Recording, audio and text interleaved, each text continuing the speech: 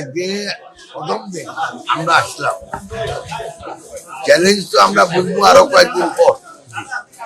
তবে পরিবেশের চ্যালেঞ্জটা কিন্তু বিশ্বব্যাপী।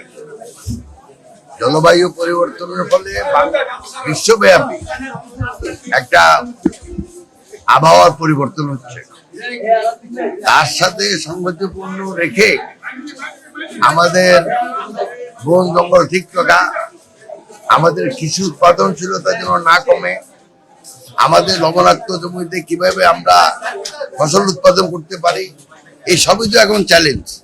তো এগুলির মোকাবিলা করা হবে আস্তে আস্তে। আমি মনে করি আমাদের যে অভিজ্ঞতা সম্পন্ন মন্ত্রিসভা বা মন্ত্রী পরিষদ, আমরা একত্রে মিলে আমাদের সম্মানিত প্রধানমন্ত্রীর নেতৃত্বে বাংলাদেশের মানুষের যে প্রত্যাশা, সেটা পরিবেশের দিক থেকে হোক, সেটা খাদ্য উৎপাদনের দিক থেকে হোক, সর্বদিক থেকে আমাদের চেষ্টা থাকবে যেন মানুষের প্রত্যাশা পূরণ করতে পারে।